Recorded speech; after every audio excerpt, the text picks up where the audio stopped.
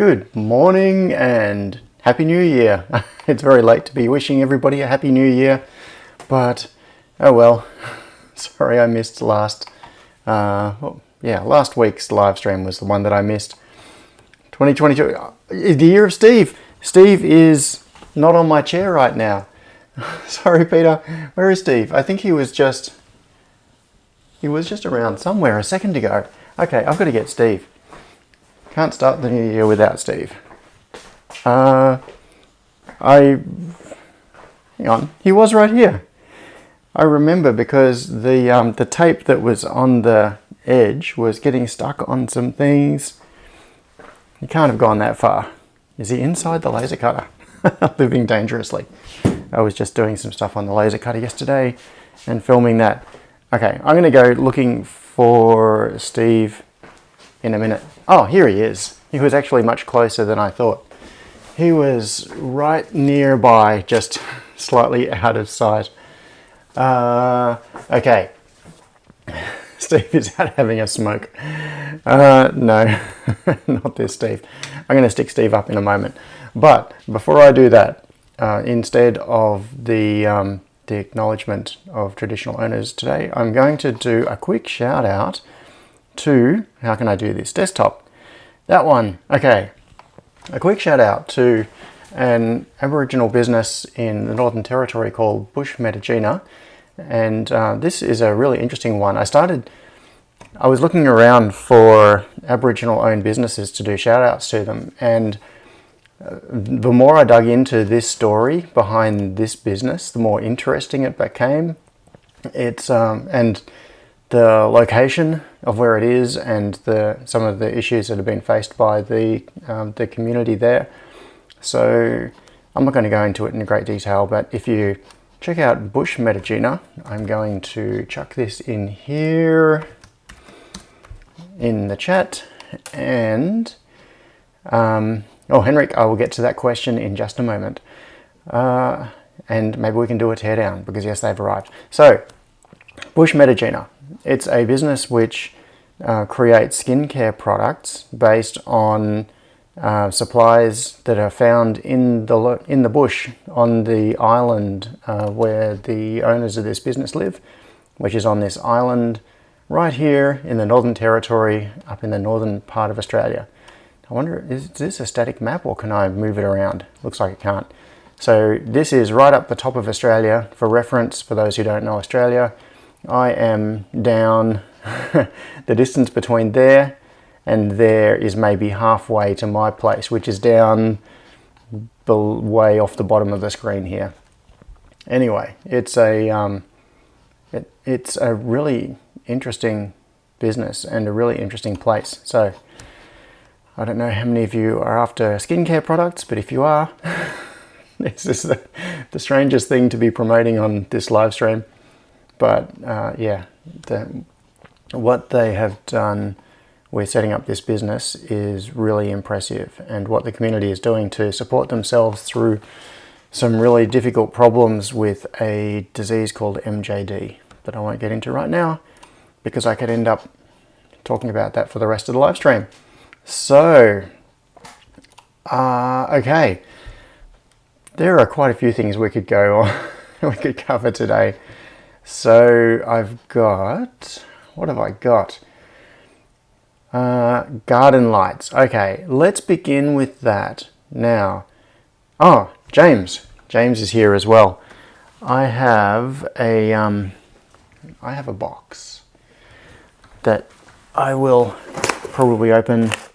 So I've got a box with a whole lot of Bedrock Media design stuff in it, and I will open that in a little bit. But first I'm going to grab, where did I put them? I haven't really done anything much with them because I was thinking of treating this kind of as a live stream thing. I moved them just yesterday. Yesterday I had them sitting here on my bench and they were getting in my way actually, so I moved them, and now of course when I want them I don't know where they are. They weren't particularly big, it was two little boxes. I don't know what's going on today. This is the This is the chaos of, oh, there they are. Yes. So the the way to find something is to imagine that I'm looking for somewhere to put it. If I had it and I was trying to put it away, where would I put it? And then go and look in that spot. So I have these IP67 lights. Let's power those up. No, don't you wake up. I just woke up my voice assistant somehow. I don't know how. What was I doing that made her wake up? I'm not sure. No, I'm not sure either. I'm going to mute that. Okay, so garden lights. Now, I did power these up and I noticed that they do not have a whole lot of... Oh look, overhead camera's not working. Let's see if we can fix that. I've got to sit and power this up because OBS crashed right before everything, right before the live stream was due to start. I had to restart things and it messes up the video capture. Okay, camera is running. Now I'll turn, actually what I'll do is I'll turn off the video splitter. Oh, turning on the video splitter might help as well. And then turn this off, back on, try the camera again. Oh, here we go. I think we might have signal coming through. Maybe, no. This setup is so janky. Okay, now we have an overhead camera and we do not need the multimeter. Hooray! New Year's teething issues. Yeah, I was going to say everything's harder in 2022, but I really hope that's not true. That would not be good. So this is the little garden light that that was recommended, and we've got power that goes in here. We've got a remote control, and this is, what is it rated to? IP67. So this should be fine outdoors. It's got, you can see it's got like a metal cable gland, which is actually pretty decent. I was expecting cheap plastic cable gland or just cable going through a hole with some silicone or something. The fact that they've used a metal cable gland there is pretty impressive. So the quality of the construction mechanically of this thing seems really good. So let's have a look inside. It's got a really weird sort of fisheye lens on there. And you can see there's a seal. So the lens is sitting inside this little silicon strip. So that gets clamped and acts as an O-ring. And then inside we've got this big RGB LED and you can see the power coming to it from there. So maybe we'll do a little, let's just turn it on and see how well it works as a starting point.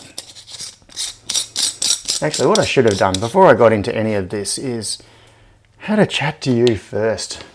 Find out how things are going. Because I haven't chatted to many of you for a while. I'm just going to grab this, plug in the power supply, leave that there for a minute, and then come back to the chat. So, hello everybody. Talk to me, people. What have I missed in the chat? Oh, Stephen says, agree with this methodology for finding misplaced stuffs. Yeah, I do that. I do it a lot. I'm thinking, where did I put that thing? Okay, if I've got it, where would I put it? Yes. Oh, Henrik says, I changed the IR receiver to a better one. It was crap. All right. My plan is probably to do something like embed a D1 Mini or some other small ESP based device within the light assembly if I can make it fit. And so I'm not going to be using the handheld remote to control it. But anyway, we will power it up and we'll play around and see what we can figure out. Oh, Michael says, I've not been outside yet in 2022 other than to spend 8 hours in a PCR testing queue. Oh, I hope it was a nice day. Yeah, I've heard from so many people who have gone to do PCR tests and they've turned up at 6 in the morning or something to be early in the queue, been in the queue for hours, and then the testing stations have been closed because they've run out of capacity or something. Anyway, yeah. Michael, you said, I'm sure I'm negative, but I don't have a result yet. Yeah, I hope you are. I've just in the last 48 hours, I've heard of, I'm trying to think, 1, 2, 3, 4, 5 people. Yeah, 5 people that I know directly who have tested positive. No, more than that. I'm forgetting a couple of people. 6, 7. Yeah. So this is not people that I've just seen, people posting on Twitter saying I'm positive. This is people that I actually know directly, personally, like right here in Melbourne. So it's it's getting a bit out of control at the moment. Mike says, less than a week until LCA. Yes, that is another subject, and I will talk about that. So what I need to do is make some notes to myself, or I'm going to forget things to cover. So you can be my mutual note takers. I'm going to look at the RGB light.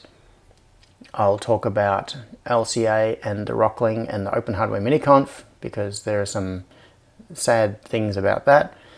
And I'll have a look at the Bedrock Media Designs boards. Not sure. Okay, what else there is? What is there? What else is there? Michael says, I'm waiting for a second test because the first test was lost. That seems to be another really common situation.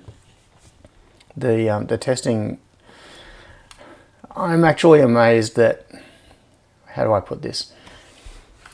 Testing infrastructure, the number of tests that are being done is just mind-boggling, and I would not want to be the person trying to organize the logistics of the testing. So yeah, it's a treadmill that won't turn off. I could just imagine being someone working within the system, like at a lab, and having this big backlog of tests and trying to get through them all, and then more arrive, and then more arrive, and it's like an inbox that just keeps getting bigger and bigger, and you can never get on top of it. All right.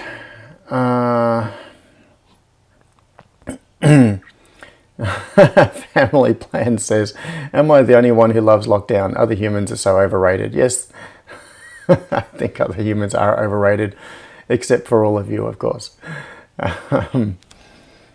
Yeah. All right, so maybe this is a good time to just to mention briefly that I have been experiencing a bit of burnout recently, and that was the major reason that I couldn't do the live stream last week, because it takes a lot of emotional energy to do this, and I love doing these live streams, and it's really, really cool chatting to everybody and finding out what people are doing, and going through projects and that sort of thing. It is really cool, but it is sometimes when I'm not feeling so good, it's too much to interact with people. Like I just need to go and hide in the dark for a while and be quiet. And so for me, lockdowns have been basically a chance to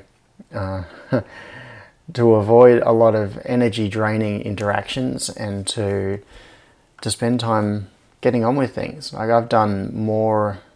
I think I've done more design work during lockdown, and certainly a lot more contracting work. That's really been busy over this time, but I've probably produced more in terms of designs and code and that sort of stuff over the last 18 months than I have in similar periods previously.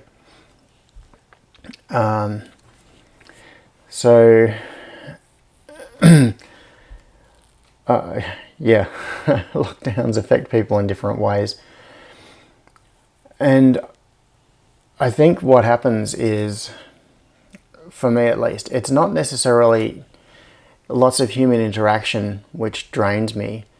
The not being able to deal with human interaction is more of a symptom. It's not really the cause.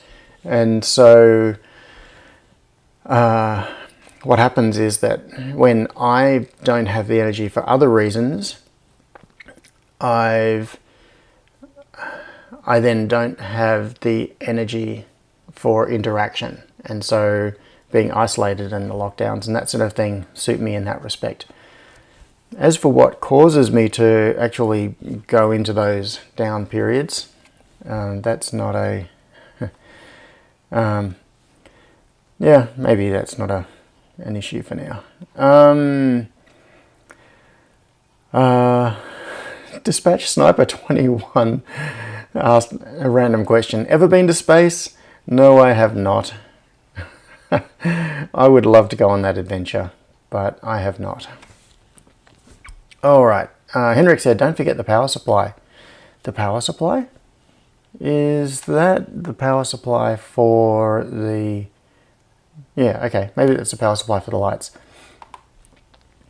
Yeah, so... oh, John Whips put it in a very good way. I am not unsociable. I'm just not sociable. Yeah, that's true. So... it's an interesting distinction. Yeah, Mako says, I've not been able to do things I want much these days. Yeah, I didn't really intend to get into this whole lockdown, COVID sort of topic discussion at the moment. So I'm going to try to dig my way out of this subject now. But Mako, yes, not being able to do the things that you want to do is really frustrating. And so the way I've been able to rationalize it is changing the things I do on a day-to-day basis, or changing my normal routine and decreasing travel and contact with other people, and all of those sorts of things are simply modifications that have to be made in order to reduce the impact of COVID on myself and other people. So yeah, it is annoying when there are things that you want to do that you just can't do, and it's a long chunk of people's lives to be locked off from doing things. Yeah, so oh yeah, Iggy says even going to morning teas at the old work was draining. Yeah. Yeah. So Iggy, I think you and I are both introverts in that it doesn't mean we don't like being social. And okay, just speaking for myself, I'm not going to try speaking for anyone else. I like being social. I like talking to other people. I like hearing their perspectives on things and learning things, and social interaction is really, really good. I really enjoy it, but it takes energy from me to do it. And I think that is the definition of an introvert versus an extrovert. Introvert, it takes energy to interact. With an extrovert, they gain energy from interacting. I don't gain energy. I lose it. My energy meter goes do do do do do do. Even though I want to be doing it, it's draining, and then I have to stop and recharge. Yeah.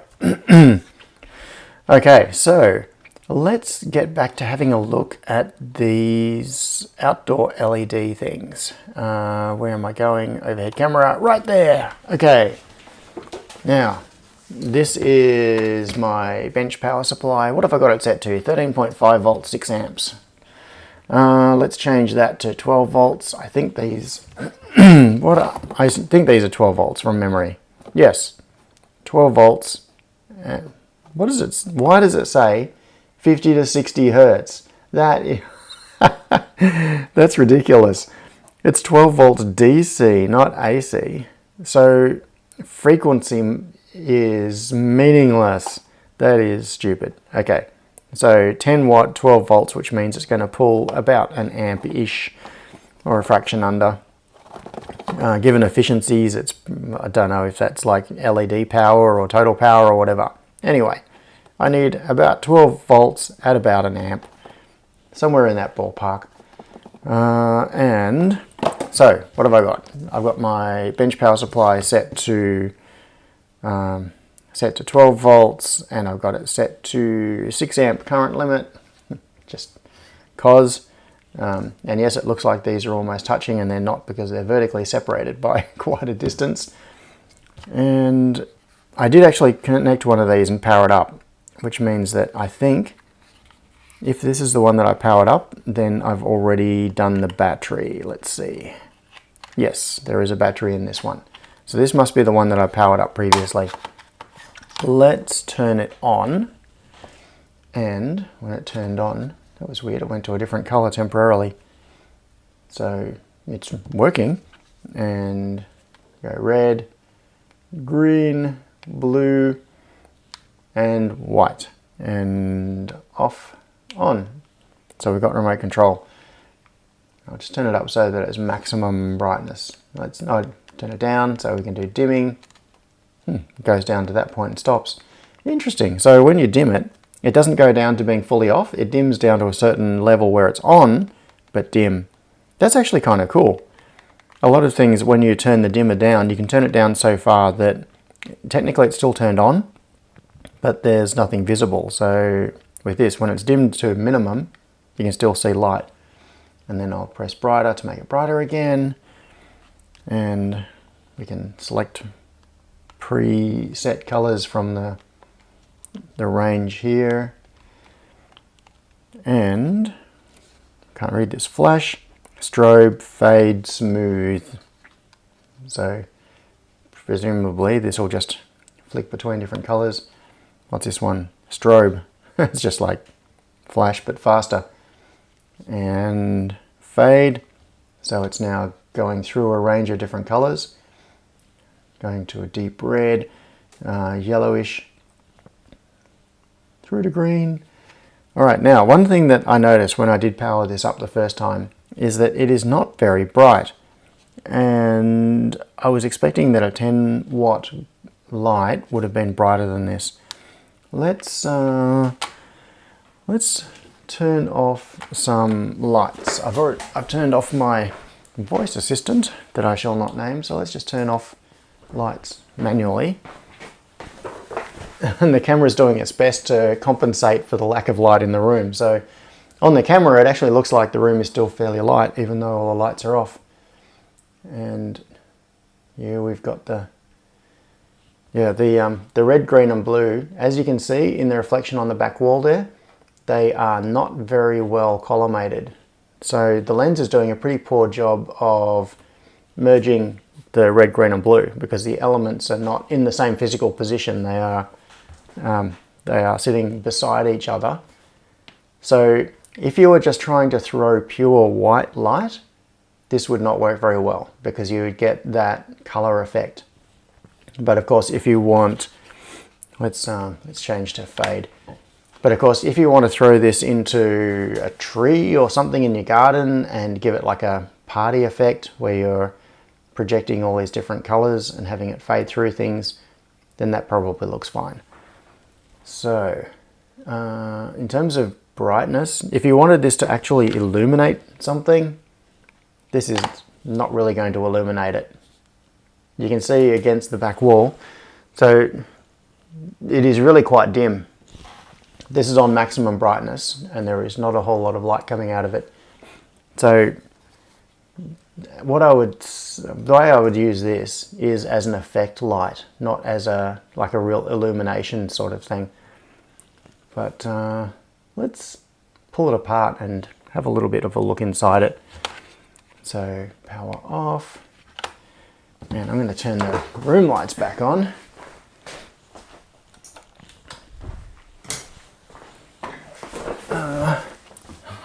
As I was going over there, I just bumped into something that is another subject that I could talk about, which is a conveyor belt that I'm building. So I'm doing a design for a conveyor belt that can be made in a couple of different lengths. That's a whole subject in itself. I was just checking temperature. It doesn't feel warm at all. It feels pretty much room temperature, which is good. I thought that after running for a couple of minutes, maybe it would start to feel a bit warm, but it doesn't. All right, so let's dig into this and see what we can find. We've already seen the lens and the, where will I put this out of the way? Over there. We've already seen the lens and the cap.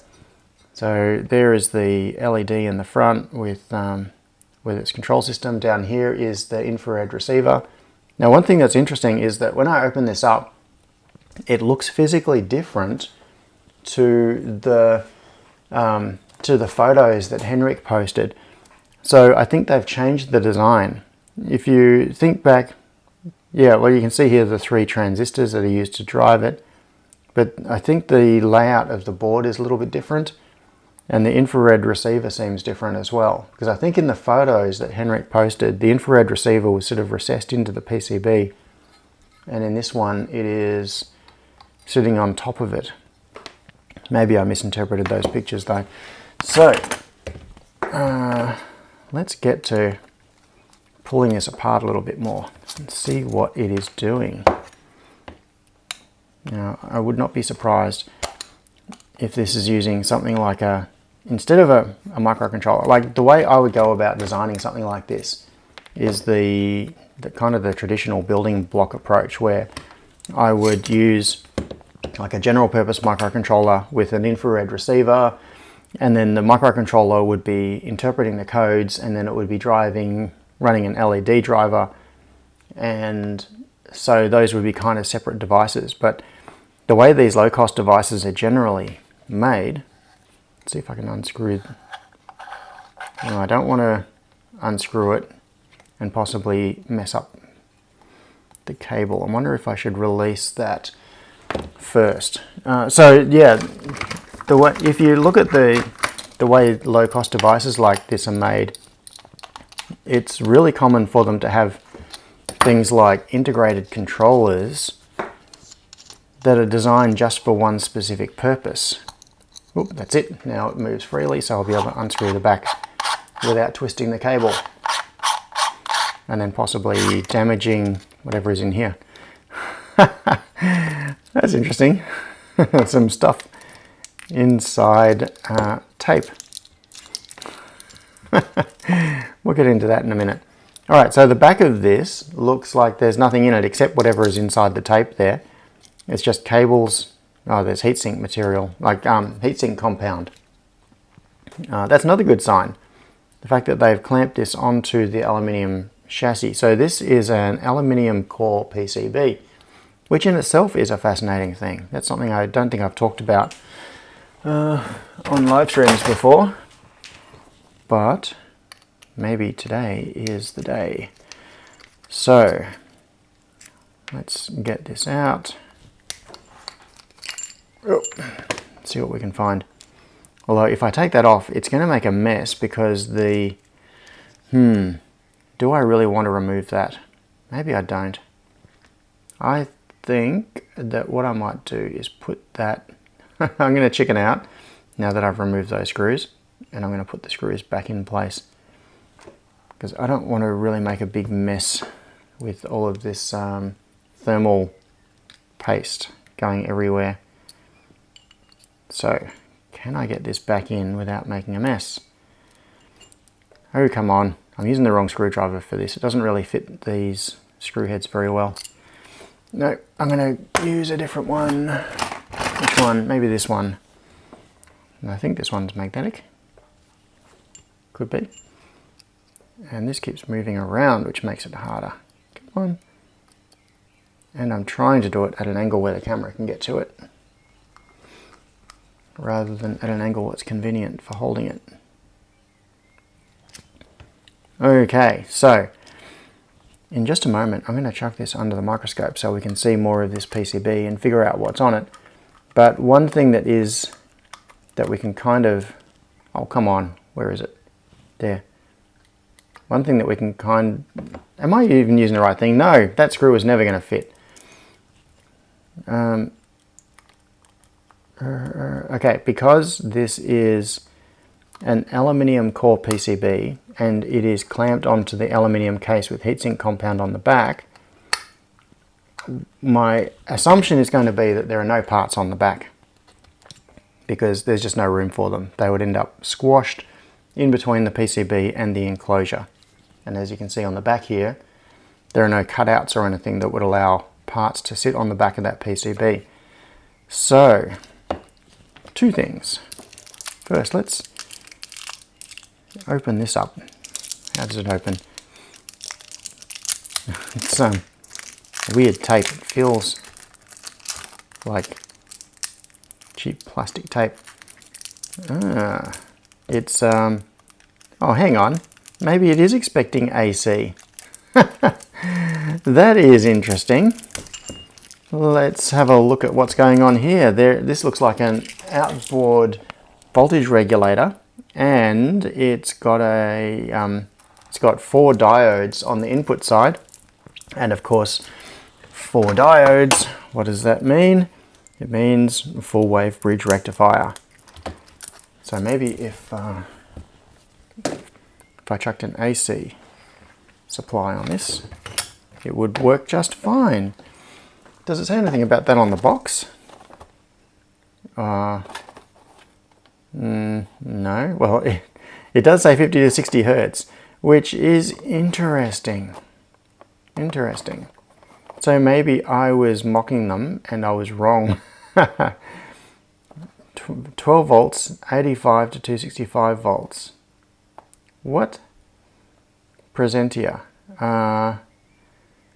Is this meant to run? No, surely this is not meant to run off mains. Why would it say 12 volts on the outside if it was meant to run off mains? That does not make sense. Alright, I'm going to switch to the microscope in just a second and we will see what we can find on this. Where is it? Where is it? Microscope. Oh, come on. Why isn't the microscope input working? Is the microscope turned on? Oh, no, it's not. That's why. The microscope camera power is linked to the, let's zoom it out. That way. Is linked to the bench lighting power. So when I turned off all the bench lights earlier, it also turned off the microscope that I had turned on in preparation for this. So what we have here is a series of diodes, and I bet they are in a bridge rectifier arrangement. Yes, they are. I can see it. SS14, so those are Schottky diodes. Yeah, which I think are actually mains rated. What is the voltage rating on an SS14 diode? I am going to look that up. SS14 diode. I've used these ones before, but I can't. Oh, 40 volts. No, they're only rated to 40 volts. So it's definitely not mains input. Definitely not. But that does mean that it doesn't matter what polarity we provide to it. It's going to go through that. So then you can see there is another SS14 there, and an inductor with a big capacitor. And that little part, oh, interesting. Look, there's a larger resistor there. I need something to point with. This will do. So, you can see these resistors here and that capacitor. They look like 0603. That one is 0805, and normally you would use the same size parts, unless you had a very good reason not to.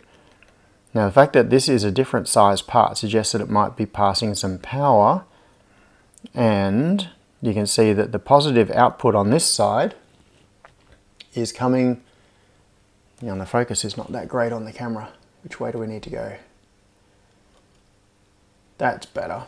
So you can see this is the positive output, which is coming from here, and this is also across it.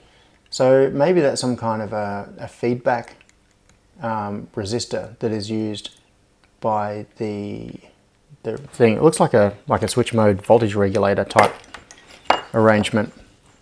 But let's see what this part is. Where are we? MC, it's a bit hard to read because the start of it scratched off. MC34063A. MC, what did I just say? My short-term memory is terrible. MC06, hang on, where to go? MC34063A. MC34, I'm sure people have already got the answer to that. Oh, Don says these are set up for AC garden light power transformer supply. Yeah, so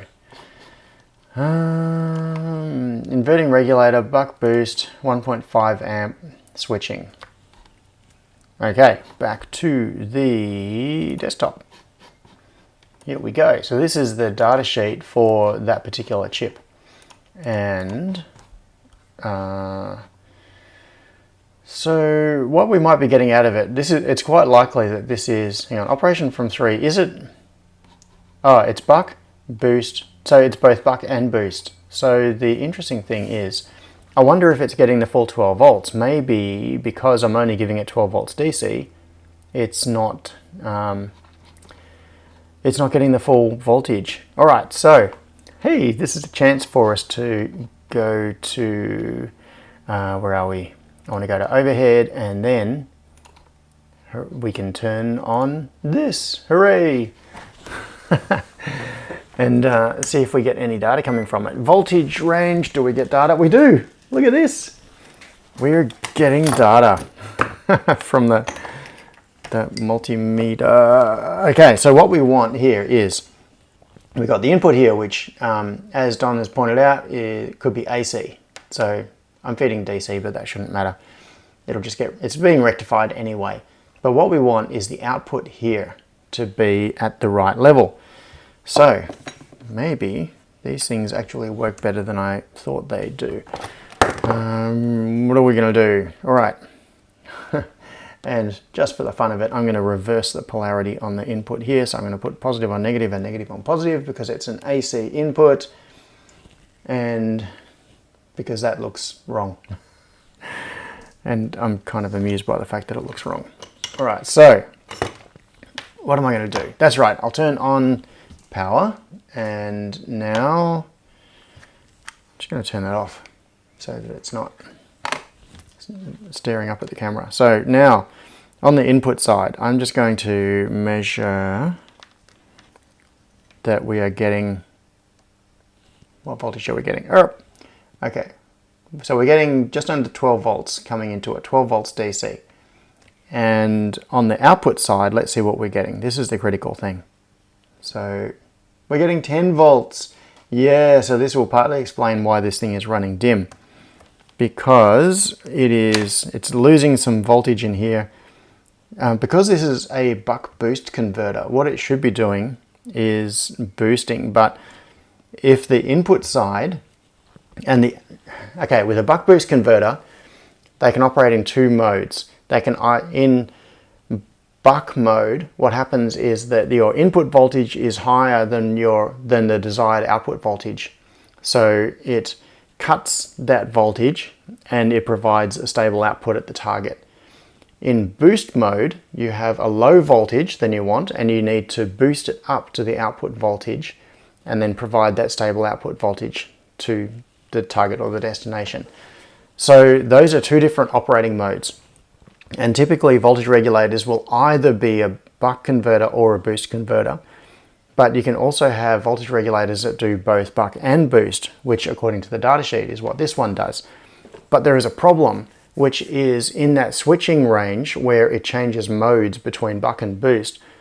And if you have an input voltage which is almost the same as the output voltage that you desire, it tends to run in a very inefficient state, often like right at that transition area between buck and boost. That's often where these voltage regulators are in their worst situation and they are not doing what you want. So I think we can make this a whole lot better. I'm just going to crank up the input voltage. Let's crank it up to VSET. What do we give it? We'll just give it 18 volts for now. And no magic blue smoke has come out. But let's see now if we are getting a more sensible output voltage. Because what this should be, I think, is around 12 volts. Output voltage, 16 volts. That is weird. Okay. So what is going on with this voltage regulator and why is it not giving us a stable output voltage? I don't know, but anyway, let's just turn this on and see if it's brighter. Hopefully it is brighter than it was before. Alright, I'm going to turn, what do I do? Switch to the front camera and, no, not front camera. Is it? Which one was I using before? Oh, that's right. I was on overhead, I think. And that's right, I was. I can't even remember what I'm doing. All right, I'm going to turn this off, which is also going to kill the microscope again. I don't have a lux meter or anything in order to be able to judge this. Oh, the lens isn't on it. All right, let's chuck the lens on. I'll just hold it on. It doesn't look any brighter to me than it did before. It's the same sort of level of illumination. Or maybe it is slightly brighter. No, I don't think so. I think it's actually the same level of illumination as it was before. So that's just in fade mode. Just make it go white. And off. Off, off. All right.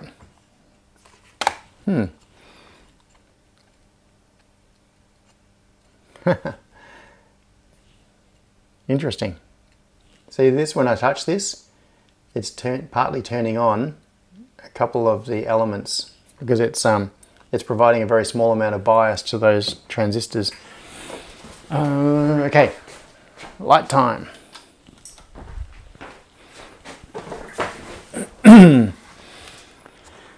Alright, so what is going on with this? I thought that this would provide a stable... Let's see, I'm going to get a couple of clips and measure, where does that come through? Alright. Can I clip onto that without shorting anything? I think I can. And onto that without shorting anything. And this will let us see the voltage that is coming out of this. Okay, so we've got 16.77 volts. I'm just going to decrease the input voltage. I'm currently feeding 18 volts into it, which you can't see, but I'm going to change that to 17 volts. And this has dropped. It's like we're losing, whatever I feed into it, we're getting that minus about 1.4 volts, which is in the region of a Schottky diode voltage drop. So it's kind of what you expect. It's almost like this voltage regulator is doing nothing. What am I doing? Okay, so I'm going to set it back to 12 volts, and then you can see we're getting 10.2 volts coming out of it. I'm kind of hesitant to go higher with this input voltage than 18 volts because I'm not sure that this is doing anything. What would be interesting is just to feed DC into this. So bypass this regulator entirely and just feed 12 volts DC directly into the light, because I don't think I need this if I'm going to be using, well, depends whether I feed it with AC or DC. Okay, time for me to have a look at the chat and see how much everyone is yelling at me. Get that out of the way.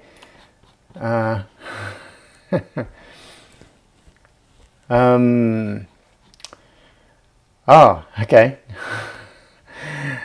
He just sent me $5, I think, to get my attention. Have a coffee, John. It's either a buck or a boost.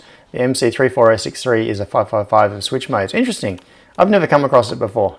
So does that mean that it can run in either buck mode or boost mode, depending on how it's configured, and it can't do the opposite?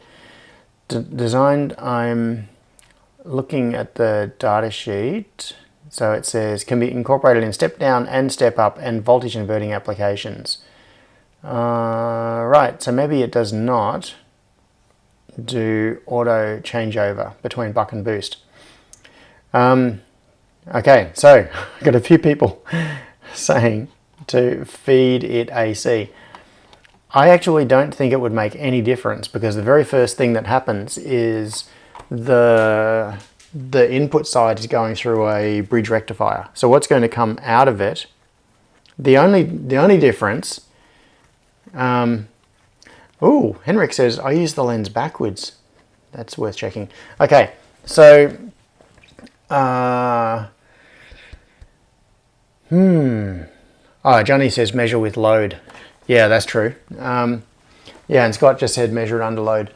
So 12 volt AC equals 17 volts DC on the bridge. That's true. So I was not accounting for the fact that it's actually intended to be AC, which, given the RMS voltage, comes out to the equivalent DC as a higher value. So what am I doing?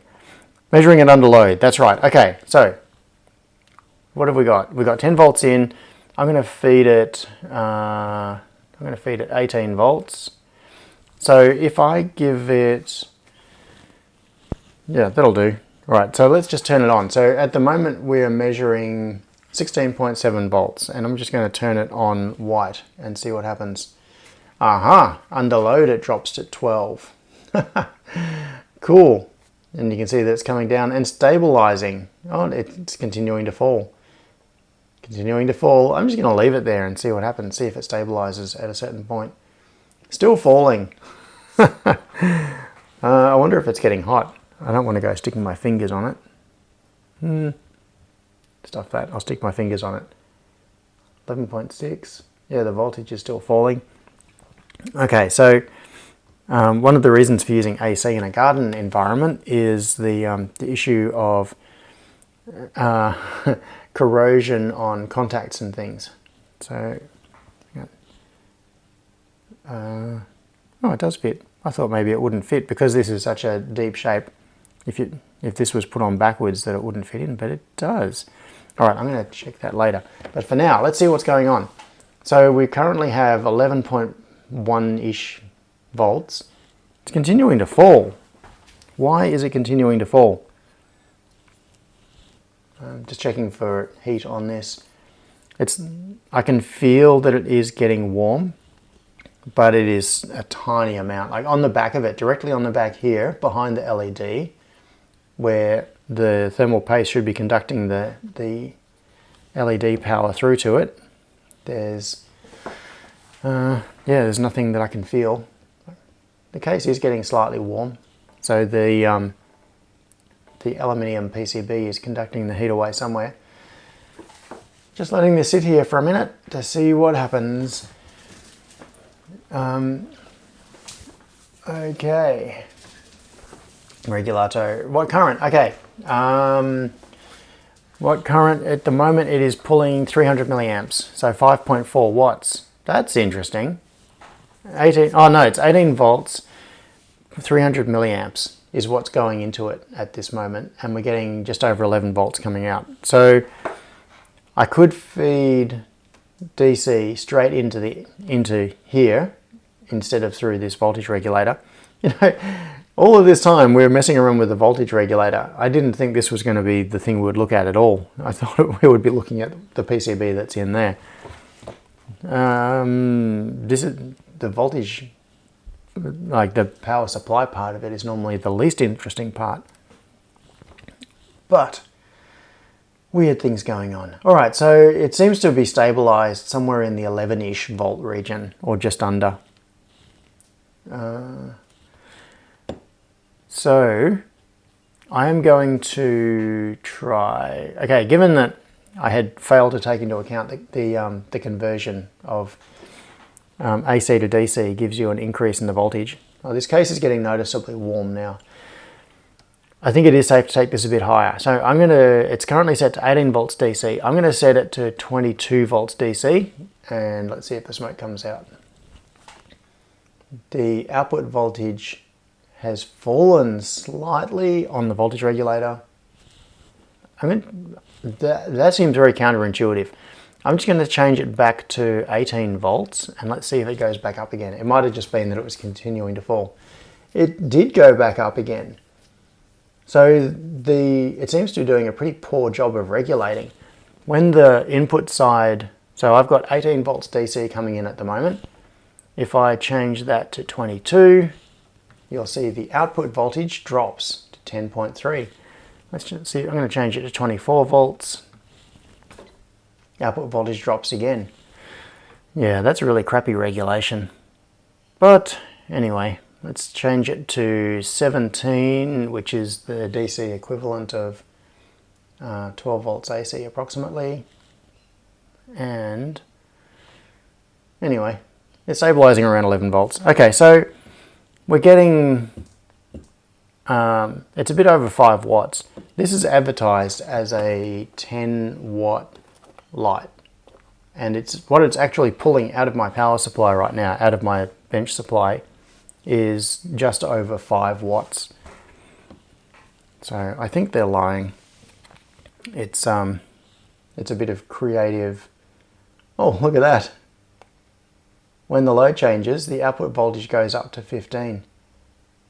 That is really, really poor. Okay, this is going to be interesting. I'm going to turn this off. I am going to separate this. I'm going to turn off the power supply. I've just turned on my my soldering iron, which means that today just got promoted to good day status. And I'm going to take that off there and off there. I've got to note which was which. All right, so the end near the cap is the positive. So instead of using their voltage regulator, I'm going to use my bench power supply and do hopefully a somewhat better job of providing it 12 volts. Okay, so come on, stay apart you two. Oh, they've used silicon wire in this. This is not cheap, crappy wire in the back of this. This is actually silicon coated wire. That is really surprising. All right, so what am I doing here? What am I doing? That's right, I'm gonna chuck alligator clip onto alligator clip. This is so that we can see the voltage that is being sent into it from my bench supply. All right, so I'm going to change the bench supply back to 12 volts on the money. Just make sure I've got my polarity correct. Yes, it is. Turn it on. All right, so now we are feeding it 12 volts regulated on a 6 amp current limit, which we should never hit, coming out of my lab supply. So if I change that to white, which previously caused the input voltage to drop significantly, like down to a bit above 10 volts, ooh, I think it is noticeably brighter. Yep, it is. Lights off time.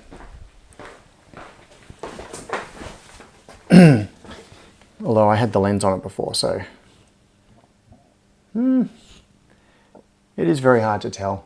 I need a lux meter. But yeah, at least now it is running at the proper 12 volts. Okay, now is the time to turn the lens around and see what effect that has. Ooh, okay, so turning the lens around just gives it a broad spread. Instead of trying to cast a beam, I'm just trying to find out where the edge of the cone is here. It gives it probably something like a 150-degree cone instead of trying to cast a beam.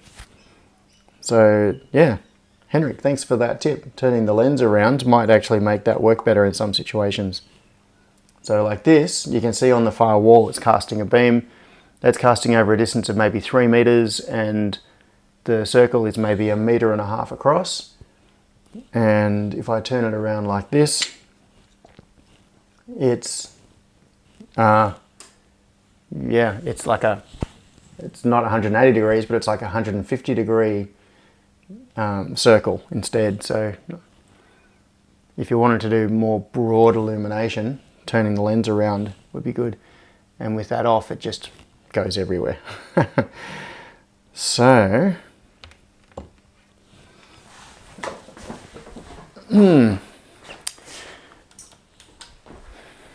so I think that, yeah, this voltage regulator has kind of befuddled me a little bit. I'm kind of inclined to bypass this and feed this with a good 12 volts DC directly, so that we know what's going into it. Or replace this voltage regulator, because it seems to be doing a really crap job. Okay, so what is non-regulating regulator? Michael says, yeah. Oh, and Mike says, I reckon constant current is the answer too. Yeah. Yes. So LED, LED smoking. If they use a separate white LED, I don't think this one does. This one is just RGB. I don't think it's RGBW. But let's check that. And I do want to have a look at this PCB, because aluminium PCBs are cool. No, it is just RGB. It is not RGBW. All right, time to get this out of the way. I love the fact that I just got to use the Uni-T interface for real. And I just turned it on and it worked. It's just there, ready to go. And I'm going to hide it now. Okay. Stick my test leads back up there. Disconnect the power supply. And I'll have to do some focus fixing here, but I've got to turn the microscope back on again.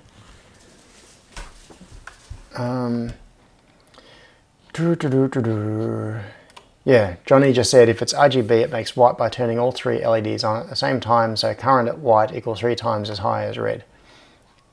Give or take. Yes. There is usually a difference in efficiency between the different colors. Now what am I doing? I'm going back to the microscope, but I'm going to have to do some radical refocusing and decrease the brightness so you can see what's going on. Alright, so what you can see here are 3 rows. This is, I need a pointer again. So what you're looking at here is the RGB LED. Come on, move up. Yeah, the RGB LED, which is on the middle of the PCB. And you can see over on this side, see it says positive, and red comes in here and connects directly to this side. So this is a common anode LED, and tracing from left to right, in fact logically if I turn it this way, it will kind of make sense. So we have a common positive up here, and you can see that it comes down on these 3 tabs. And then looking inside the LED, you can see bond wires. You can see like 2 bond wires that come through here. There is the positive connection here. So 2 bond wires going to this element, and then these 3 elements are red, and they are all in a chain, and like in a chain, in series. Yeah, I use words good. So 3 red LEDs in series coming down here, and this is the negative side. So if you apply positive here and negative here, then that series of red LEDs will light up. Now they are physically all on the same base plate here, but they're actually separate LED elements. And likewise, you can see there are 3 LEDs in series here and 3 LEDs in series here. Now which one is which? This one, the red ones are really obvious, but the green and blue are not really obvious at all which one is which. I think that is, yeah, I don't know. So the way it works is you apply constant power up here, and then on the output side, oh, it's labeled on the PCB, red, green, blue. So then by switching this side to ground, you can turn on any of these 3 LED strings. And that's what these transistors are for. So these transistors would switch to ground, and they are controlled through these resistors, and the control for those would come from up here from this device. So my guess, given that there is nothing else in this enclosure, is that this device is a dedicated part specifically for driving RGB LEDs from an infrared receiver. So I'm just going to see if I can get a part number off it. Oh, it's up this way. B. It's very hard to read, and I can actually see it better. B10QRFE. B10QRFE. Let's see if we can find anything for that. That might just be a batch code. B10QRFE. Nope, no matches for that. It is probably just a batch code. But what else did it say on here? FMD. Oh no, it's not B10Q. It's B1QQRFE. B1. B1QQRFE. And still no matches. But what was the other thing on there? FMD, that might be the manufacturer. FMD, no, LED driver. Let's see if that finds anything. No, anyway, I don't think it really matters a whole lot.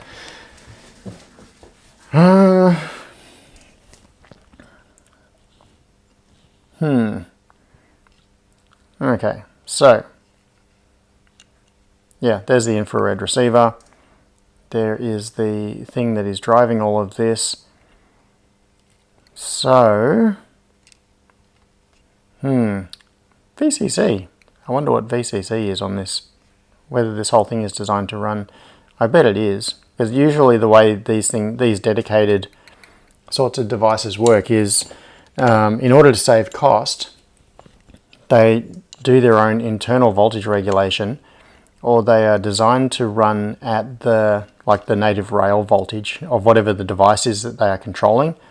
So this will not have like a 3.3 or a 5 volt power supply pin on it. It'll just take power from whatever the thing is. So where it says VCC there, let's measure that. I'm curious. So there is no external voltage regulator on this board anywhere that I can see. So if there is a voltage rail here that is anything other than whatever we are feeding into it, I've got to switch to the other camera. Yeah, if there's anything other than the 12 volts that we are feeding it, then that regulation must be happening inside the controller IC. So I want to measure VCC there. So back to here, and I'm going to attach ground there. Got to turn the multimeter back on. And what are we doing? That's right, 12 volts. This is going to be bright for a moment. 12 volts, yep, just checking everything before I actually turn on the power. Turn it off. Actually, this is interesting. I'm going to turn it off, all right? So we know that it's in an off state. I'm going to turn the power off. There is now no voltage going into it. Turn the power back on, and it comes back on. So it's not remembering being off. If you turn the power off to this and turn it back on, it's going to come back on full brightness, white. That's kind of annoying. All right, so what are we doing? Measuring VCC. Yeah, so you can see there VCC is 11.977 volts, which will be whatever. Yeah, it's the same. So what it calls VCC is the just the native voltage of whatever it's controlling. So yeah, and you can see the entirety of the board here. What do you see there, apart from the voltage regulator that was external, is everything that is in this circuit. There's the RGB LED, there's the infrared receiver, these are the driver transistors that turn the LED on and off, and that is the controller. That's it. There's nothing else there. There's a diode there. I don't know what that's doing. And there's a resistor that's not placed that's there. But basically, yeah, there's nothing else in the circuit. That's it. So it's all the magic is happening within that chip. So that'll be a dedicated special purpose chip that is designed just for controlling RGB LEDs. Okay, so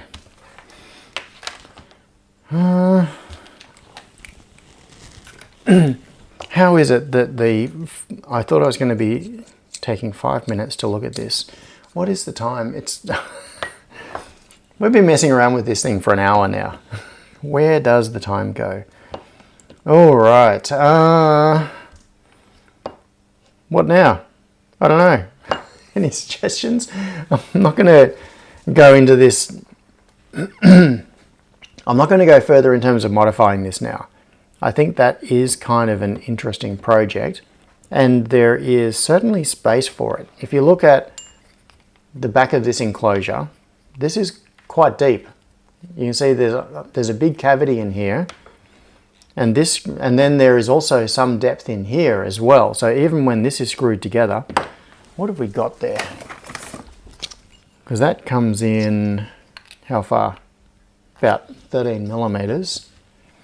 So with that screwed in, and that's about, it's to about that point there, there's, depending on where you go with the flange in here, there's in the region of 25 to 30 millimeters of depth available within here, which is huge. So this, hang on, is that backwards? What is going on with this grommet? Oh no, it's just that, oh, has it gone through there? I don't know. I think this grommet, this rubber piece has been put on backwards. It's not meant to be that way. It's meant to be the other way around, going into this and then clamped. So it's a little assembly fault there. So this thing should be, get that off. So that should go through there. I think this is right. And then that goes on that way. I might be wrong with this. And, oh, come on, get that down to there. I think it goes on like that, and then this goes over the top to clamp it. So I think they assembled this grommet backwards. And then that screws on there and clamps that down. Maybe? Yeah, I think it's meant to be like that. I didn't get it very straight, but that is how this is meant to work. Oh, it looks like it's been pushed all the way through. Maybe that hole is too small. Yeah. I don't know.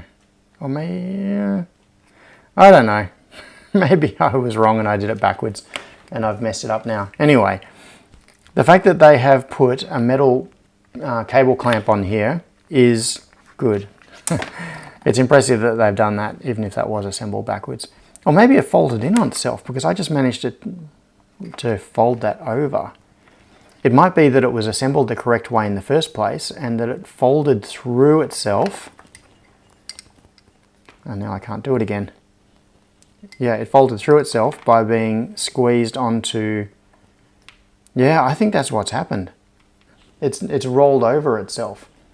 So it was the right way around and then it rolled over. Yeah, okay, I take that back. That was not an assembly fault. They assembled it the correct way. It's just that it got turned inside out. So that is meant, yeah, it is meant to go in like that and then be clamped down by this to seal around the cable. Okay, anyway, whatever the truth of that might be. So back to the point of this. Got to turn off my power supply. Discounting this voltage regulator, there is a whole lot of space in the back here behind the driver board that could be used for something. So I could probably fit something like a Wemos D1 Mini in there. Yeah, it'd be tight-ish, but it would fit. And then we could send an infrared signal to this, or we could bypass this controller directly and use it to use something like an ESP8266, like a D1 Mini, in the back here to directly control these transistors and control the LED and just bypass their entire control circuit. But that is not a thing for now. That is a project. So am I going to leave this in a broken state? Nah, I should put it back together. Okay, go gadget soldering iron. So the way it was, it had negative at this end. Come on, stay there. And it had positive at the other end. So I'll return it back to its factory setup, even though this voltage regulator seems like rubbish. There we go.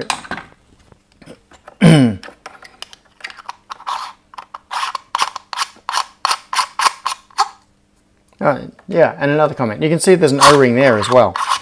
So they're not relying on glue or just the thread or something like that in order to weatherproof this. It actually has a proper O-ring on there, and it's not like a hard plastic. It feels like a silicone O-ring. So overall, I am impressed with these things. For the very small price that they are, they've put a bit of effort into the design. Now, move this back down, and it's folded on itself again. So I'll flip it back around. Come on. Flip it that way. Work it down the cable. And put this back on.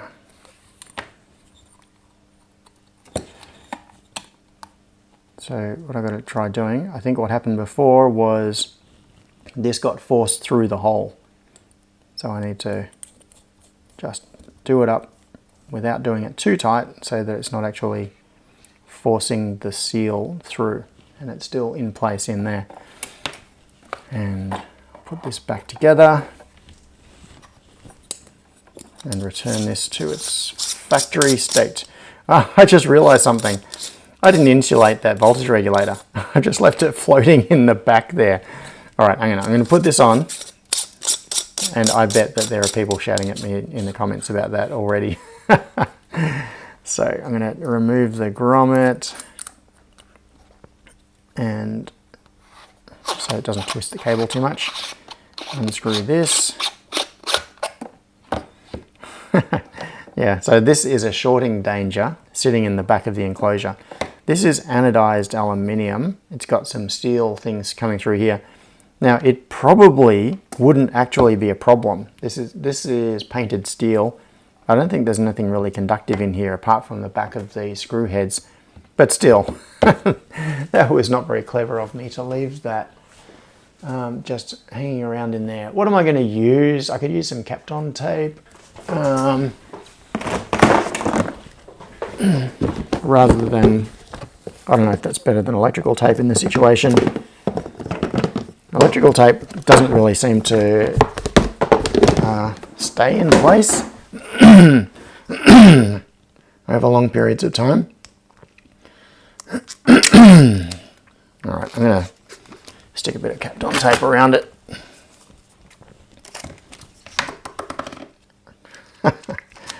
I'm failing at tape.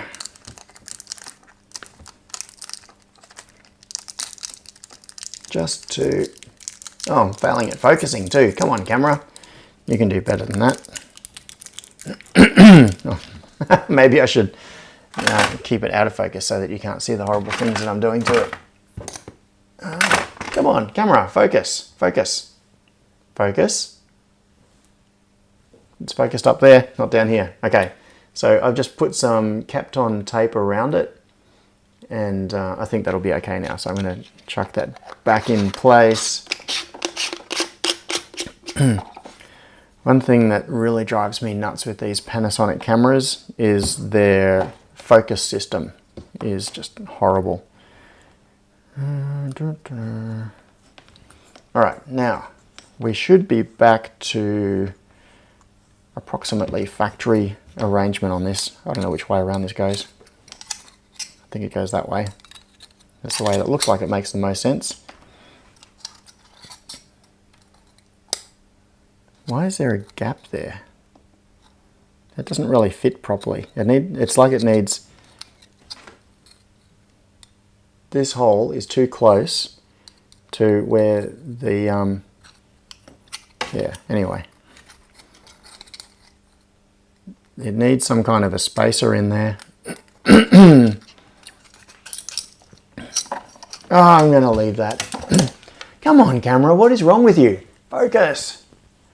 Focus. No. Okay. I'm going to chuck all this back in the box. I suppose I should power it up, shouldn't I? Let's power it up just to make sure that it does still work. Turn it on. Yes, comes on and does its normal startup thing. And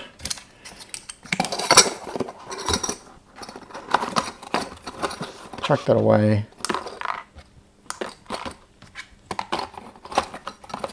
Alright, back in its box to play with another day. Later. Multimeter off. Return the bench to its normal state of messiness. Put everything away. Oh, I'm feeling tired. Why am I feeling tired? I don't know. So, what have you all been talking about while I've been just messing around with myself? Oh, Scott said heat shrink. Yeah, that would have been better. So,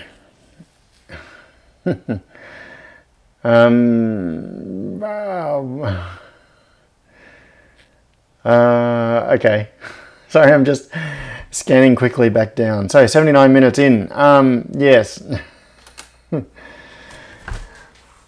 Okay. As you can tell, my throat is not doing too well right now.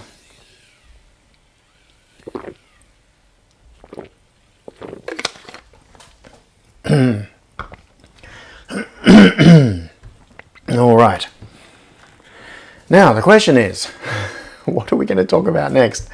So, I had a couple of things to talk about. And where is it? Over here. I have this box. Bedrock Media Designs. Maybe this is the thing. The thing is that what is in this box, and to do this, is that a soda stream? Yes, it is. To use this, I'm going to have to fix... Hey, the focus has come back. Oh, hooray. Thank you, Panasonic. Oh, let's get rid of that multimeter. This is going to take some serious time. There is no way we can get through the discussion of what's in this box just in the remaining 35-40 minutes. But we can begin, maybe? We can just have a quick look at what is in here, even if we haven't hooked everything up. So, this is a bunch of stuff that that is interoperable with the the OXRS system and the Rack32 and all the like the I/O stuff. So this, by way of background, is a collection of boards from Bedrock Media Designs that is designed to be compatible with the light switch controller system. And yeah, as you can see, there's a whole lot of stuff in here. There are a couple of these are things that are doubled up, I think. I'm not sure if they're all different. I think there are two. Oh no, that's different. That is different. Okay. It looks like each one of these is a unique board. So there's a lot to go through. Let's begin with this one. I don't even know. Now, I haven't opened these. I have got no prior knowledge really of what's going on with these. So this is going to be a voyage of discovery. And I'm trying to do this without, I could just be tearing the card off, but that doesn't seem respectful. So I'm removing the staples instead. All right. Okay, so rotary encode and C-bus to RJ45. Oh, and C-bus? That's interesting. So switch 1, switch 2, rotary encode, rotary encode. Maybe, hang on, blue LED, orange LED. Okay, I don't have any idea what's going on here. There's a jumper on the back that says orange LED on this side and blue LED on this side, and it was set to the orange LED side, but I can't actually see an LED on here. Now, I could be cheating and looking at the website for this, but I'm not. Okay, let's just get these things out and do a bit of a puzzled. Now, the thing is, this says C-bus to RJ45. That has really got me intrigued. So I hadn't heard of anything in relation to integrating C-bus with the lighting system. It's possible that I'm misinterpreting that.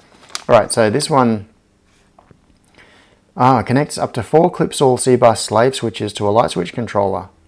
Scan the QR code for more information. Interesting. Come on, we'll get that open.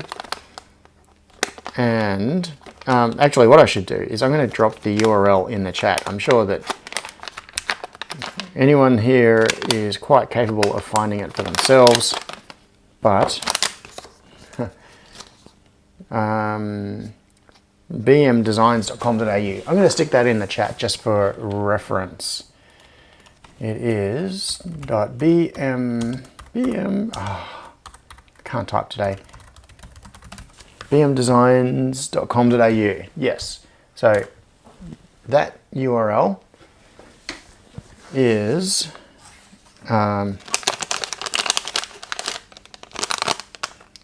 for the BMD site. So what's going on with this one? Similar thing, it's got orange LED, blue LED, and the jumper was in the middle, so it wasn't actually bridging either side together. And we've got switch 1, switch 2, switch 3, switch 4, and what's that part that goes in the middle? Blue LED, C and K, orange LED. Is that a switch? I have a feeling that might be for a switch to take the place of the jumper. But okay, let's collect our boards up here somewhere. What have we got next? All right, so now we're getting into the things that go into these devices. So this has got the AP8C or RJ45 socket that goes through to the light switch controller, and then this allows you to connect other local control surfaces, and this is one of the control surfaces that it supports. And this is really cool because there are, what I've been doing is just using simple switches, but this is a rotary encoder. Is it a switch as well? Yes, it is. So you can turn it and it's a continuous turn, so it just measures rotation, and you can also press it as a switch. And it's got a connector that goes into one of these. So this particular board has two inputs for switches, and it has two inputs for rotary encoders. So that could be plugged in there, and then that connected to a light switch controller, and then we've got a rotary encoder input to the light switch controller, which of course the obvious use for that is dimming control, or you could use it as sending a volume control to a home media system or something like that. So let's leave those ones connected for now and see what else we have in here. This is the funkiest one. I'm going to leave that one for last because that's on the other side of the equation, which is the output side, I believe. Now, what have we got here?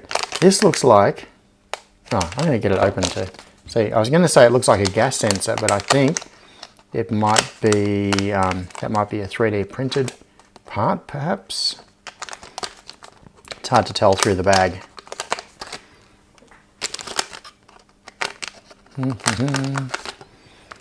I'm still trying to be respectful of those cards. Okay. Yeah, that's a 3D printed part. Oh, it's a button. Okay. So that'll be my guess is that it's an illuminated button. Is that whole thing 3D printed? It is. That's really impressive. When I saw this, I thought that this was an injection molded part with a 3D printed insert. But in fact, the entire thing is 3D printed. And that's designed to go into a wall plate. So also in this box is this wall plate. So this is a, surely this is not 3D printed. No. This is a standard, what am I saying here? Look at this, it's got a clip on the side, so, and a button mechanism on the front here. So you press that and it pushes on the back here. That part comes through, and this part is it's translucent, so illumination from the back can pass through it. So this is what I believe happens. This gets mounted in here and latched into place. So just trying to be careful with it. I don't want to do any damage. So that gets pushed in and then gets latched into place like that. And then I probably don't have it properly clicked in. Oh, that's it. I heard it go click. And then when you press the button here, it pushes the button mechanism inside here, and the LED that's in here, the illumination could come up and illuminate this here. So you end up with a nice illuminated button. So that could plug into one of the switch positions here. Let's plug it into this one. So this is going into switch 1. What I should do is have power on the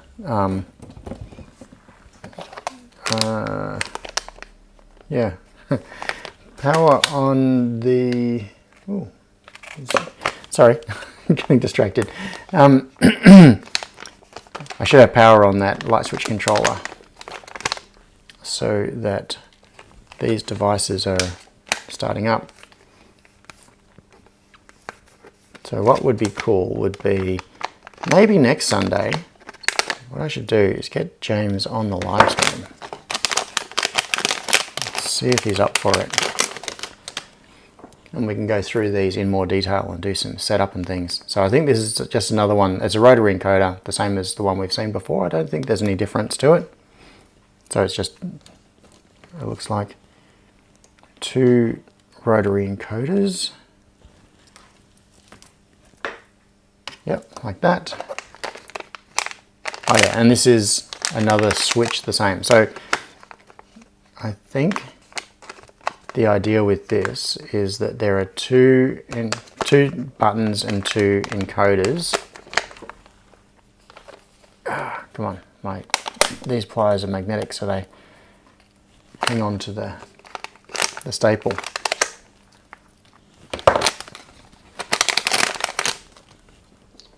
Yeah, so that's another mechanism. I'm actually really interested to pull one of these apart and see how this is done, because this is really impressive. This structure being done 3D printed looks really, really good. It must be a lot of work though. Okay, and this is the other side of things. In fact, before I get into this, do I do it before? Yes, let's do it before. I'm going to have a closer look at this. See if I can figure out what's going on with it. Is the microscope running? Yes, it is. Scott says, why on earth do I not have an LSC set up permanently at the bench? Yeah, I should. I spend way too little time working on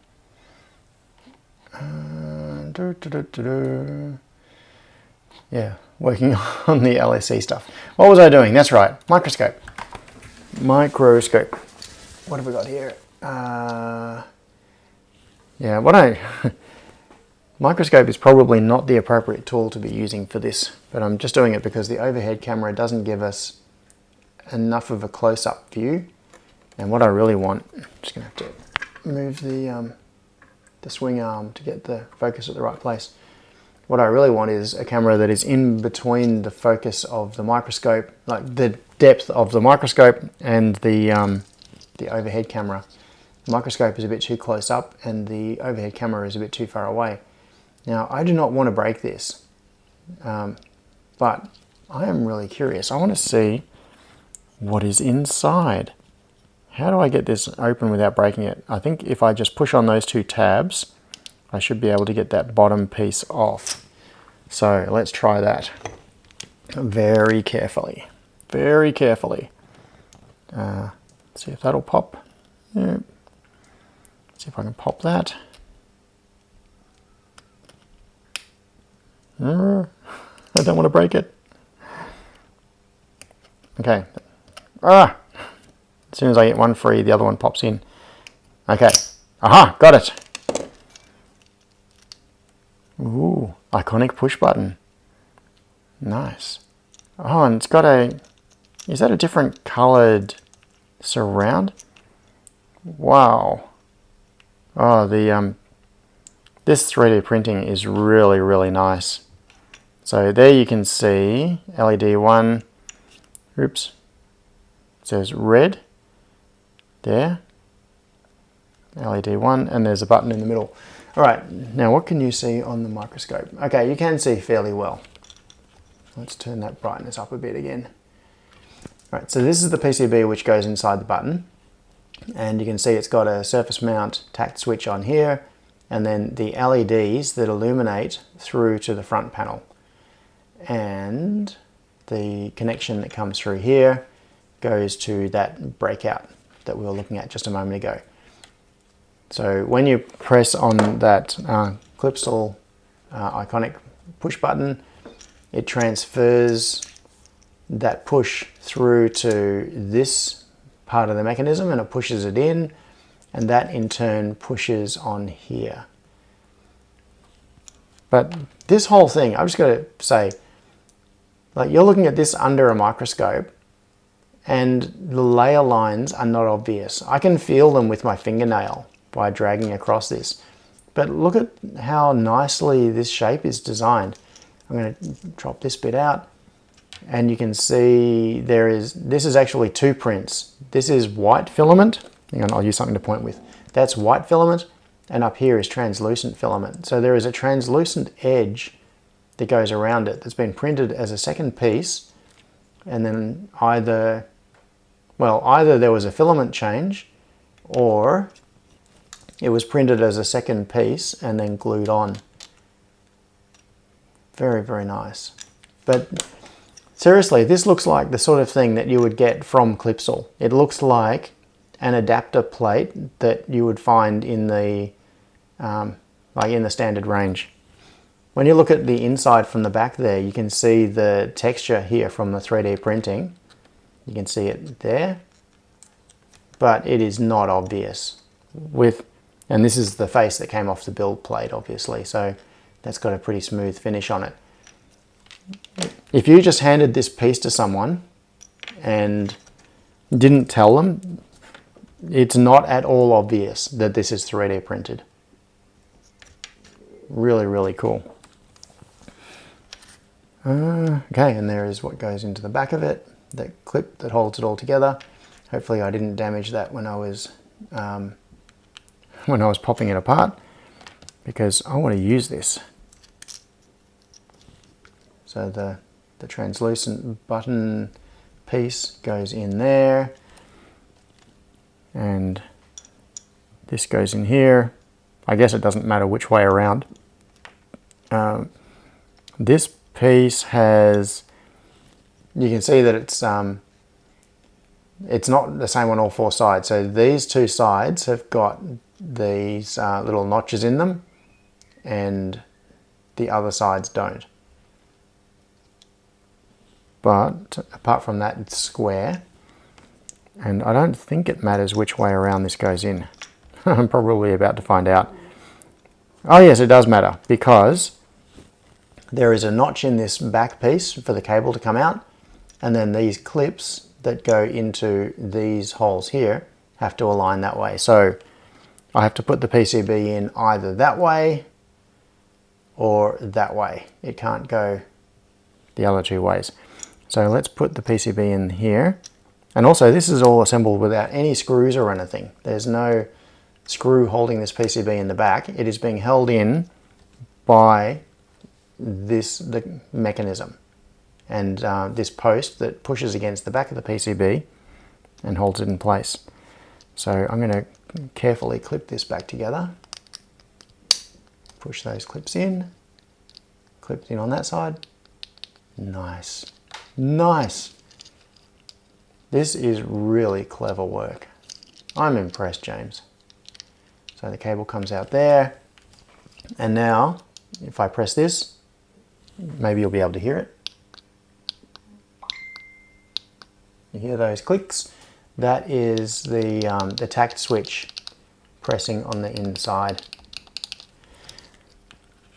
And if it was powered up, presumably those LEDs would illuminate, and then we would see them through here. All right, let's get some power onto things. Now this thing here,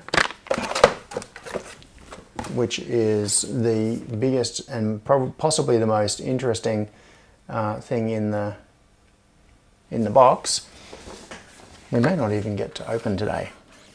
But anyway, as I said, all of this deserves a whole lot more time than I'm giving it today. Each of these things deserves time and attention. So this is definitely something that I'm going to come back to in future. Talk about it on another live stream. So for now, what am I going to do? Okay, I've got this. I'm just going to power this up.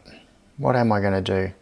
Yeah, let's power it up through here. I'll unplug that. I've got a cable for my bench supply that goes straight to one of those. Which one is it? This one goes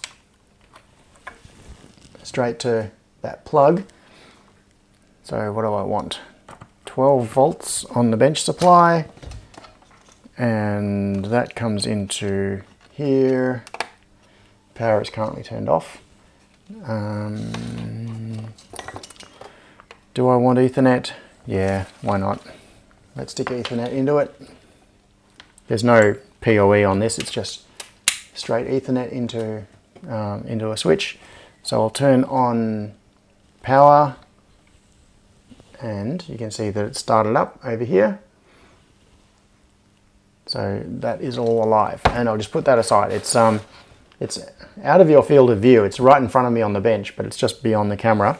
But I'm just going to use that now to connect this, and then we should see some illumination on here, I think. But to do that, I need a cable.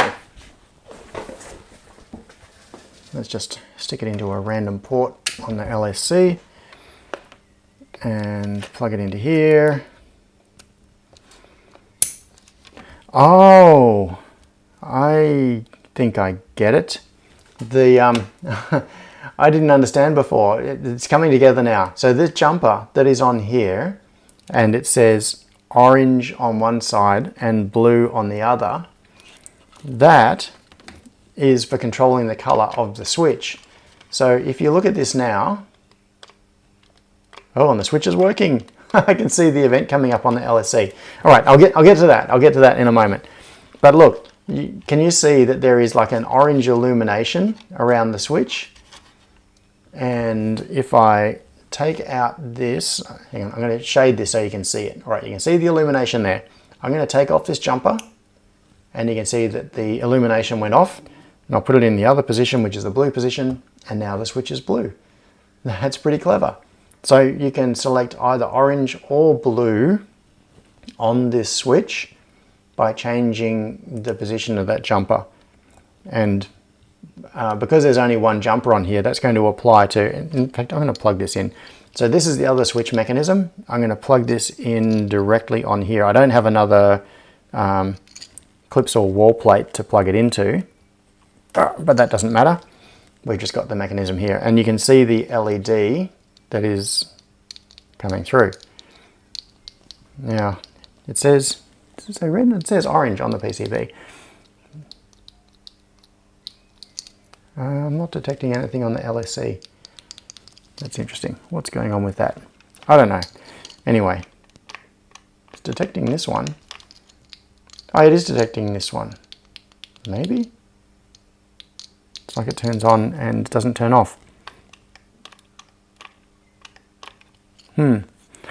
Okay, so if I change this jumper across again, so I'm going to unplug it from there, plug it back in there, then we get blue illumination. And you can see that the illumination is coming, it's a little bit hard to tell because it's diffused, but you can see it's coming from the bottom part of the switch. And if I change it over to the orange illumination, which actually looks kind of reddish, you'll see that it's coming from, I can't get that jumper in place. There we go. You can see it's coming from the top part of the switch. So the LED is up in the top edge here. So there's one LED on each side of that tact switch. And we can select the color that we want by changing the jumper. Pretty neat. We can't change the color of the switches individually, but I think for most people what they would want is like a theme in their house. They're either going to want orange or blue or whatever. So that is pretty cool. Now,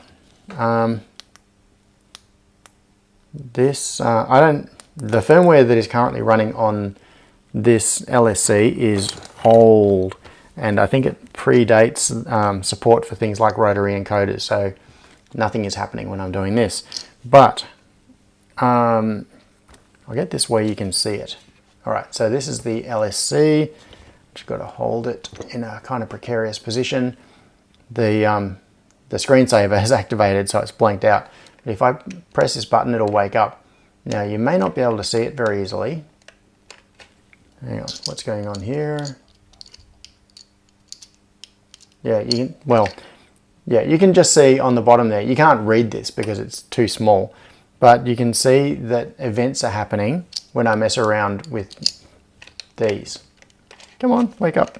Do I not have this plugged in properly?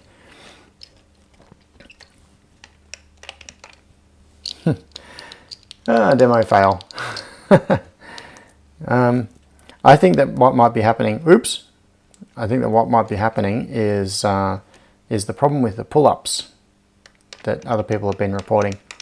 Because this is actually an old breakout. Is it an old breakout? Oh no, this is the one with the pull-ups. Interesting. That's weird. I don't know what's going on there. Okay, but anyway. We had events coming through. What is going on with this? All right, let's try this. And now I don't. Did I mess up when I was plugging this in? Let's try.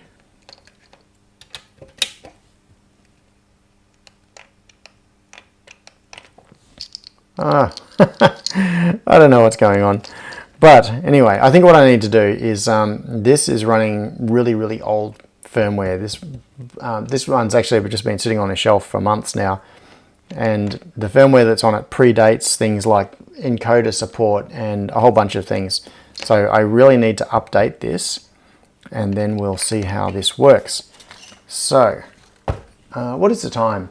11:47. We don't really have time to update that now because that'll be a bit of messing around, which is not really a very exciting thing to watch. So, okay, I think that the plan should be I will get the firmware updated, so I'll get an LSC running with the current firmware and have these units ready to go, and then see if we can convince James to Don says take your encoders out. Yeah, maybe that is screwing it up. Oh, that yes, that was screwing it up. All right, hang on, I've got to switch back to here. All right, now we'll get some better behavior. And you can probably just see that as I press this one, down in here, there is a little yellow dot that comes on. And you can also see the message on the bottom of the screen that comes up in inverted text. And if I press this one, there is a different little yellow dot that comes on. So those, so this part of it is working, but when I had the encoders plugged in, that was messing it up. What I'm interested in as well is this thing on here about it being and C bus to RJ45. I have not the faintest idea how that works. So I think all of those questions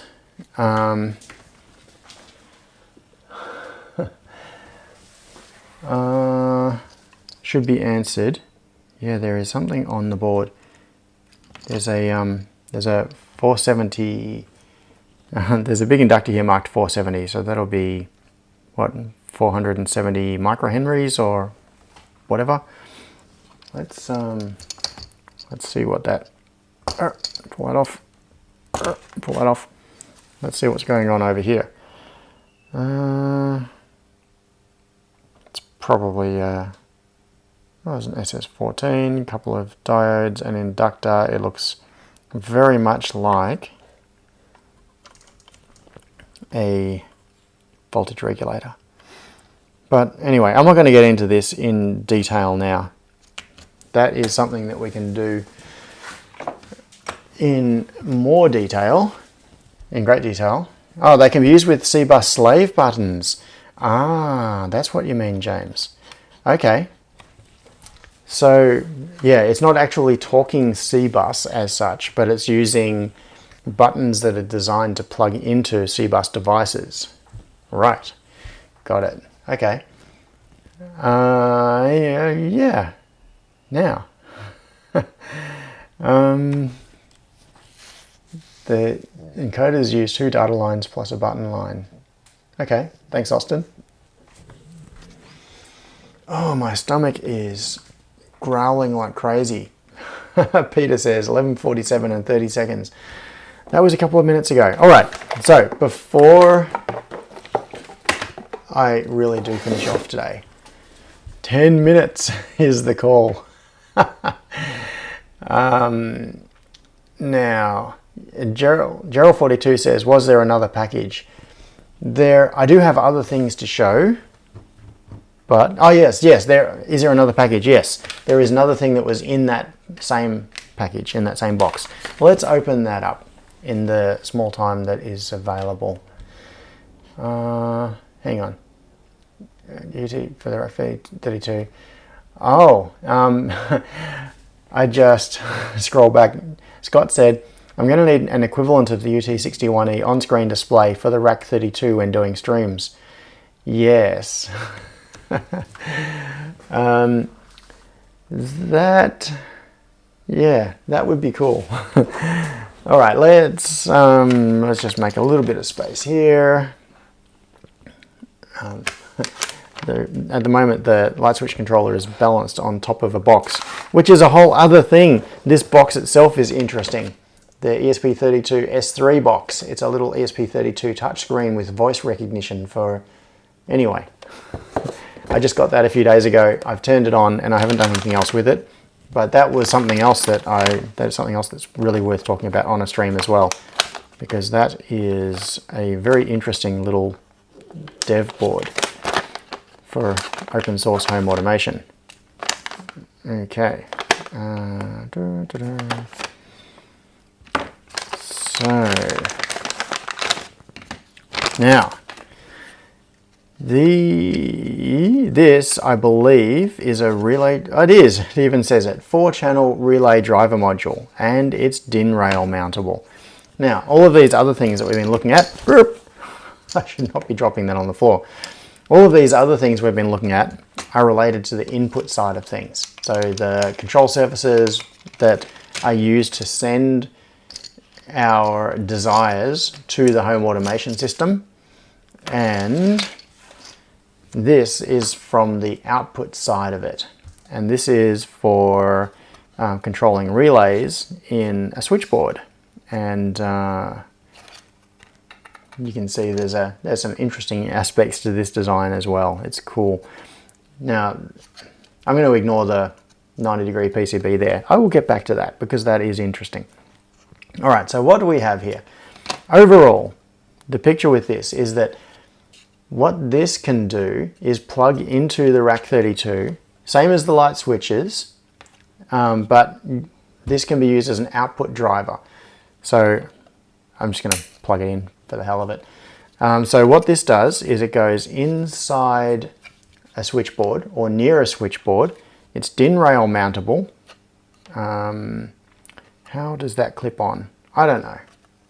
Not sure how. Oh, it must be, my guess is it goes that way.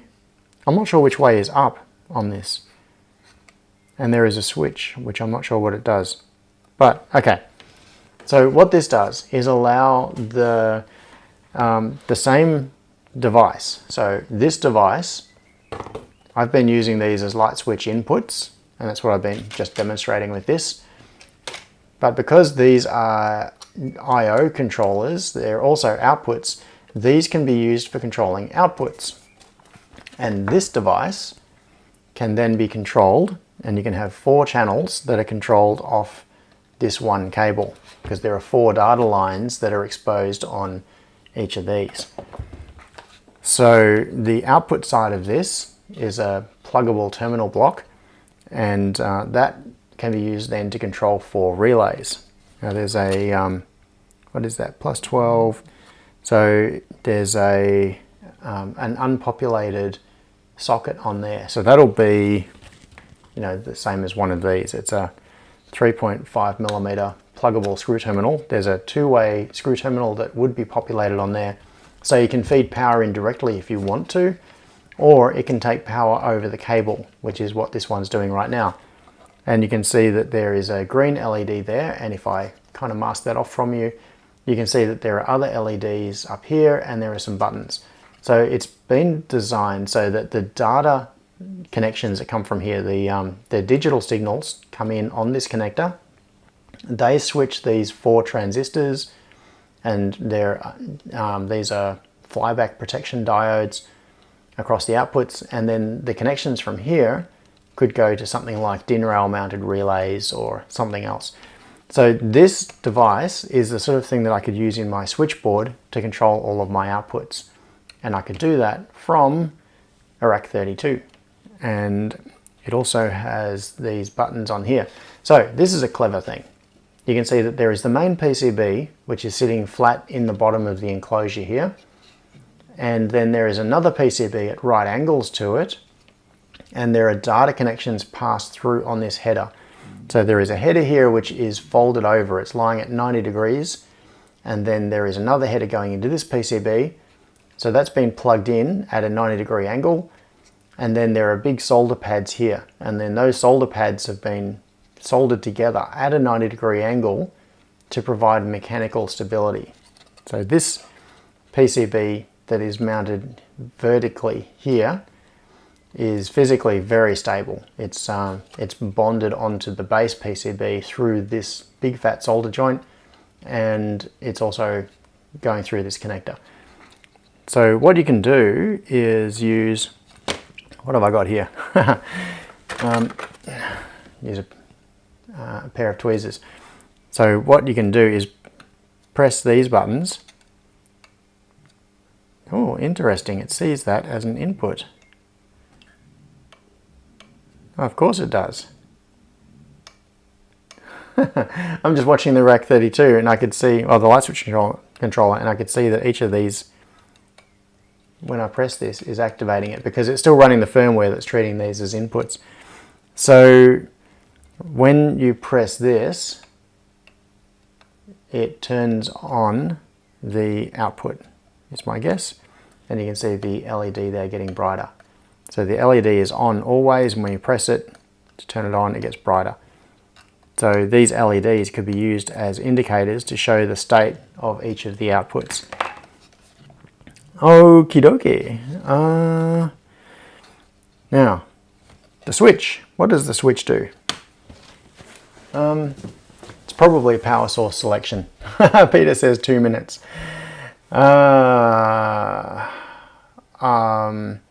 Stephen W says 3.84 millimeters. Now these pluggable screw terminals come in several different sizes. There is a size which is 3.81 millimeters, and that might sound very strange. Where does 3.81 come from? But I believe if we take 3.81 and then you multiply it by 2, what do you get? 7.62. And that's not just a caliber of weapon, that is a significant number. So 7.62 divided by 2.5, what is it? 7.62, it is, what fraction of an inch is that? Sorry, I'm a bit distracted because I just noticed on the camera that someone's leaving. Where are they going? Anyway, 7.62 is it, 25.4 divided by 7.62 is 3.33. It's a third of an inch. It's anyway. Who cares? Who cares? There are several different common sizes of these pluggable terminals. There is 3.81 millimeter and 3.5 millimeter. And on camera, because you don't really have a proper sense of scale, it's very hard to tell the difference. The difference between 3.81 millimeters and 3.5 millimeters is not that obvious. These ones are 3.5 millimeter. Just checking. Oh no, they're 3.81. You are absolutely right. These ones, I believe, are the 3.81 variant. Ooh. Can you hear my stomach growling? Let's see, through the distance between those. Yeah, so this is the 3.81 millimeter variant. You are 100% correct. Thanks for pointing that out. I said the wrong thing. So I thought these were 3.5 millimeter, which look very, very similar, but they're not. It's the 3.81 millimeter version. Okay, now, which way around would this be mounted? Oh yeah, so the switch.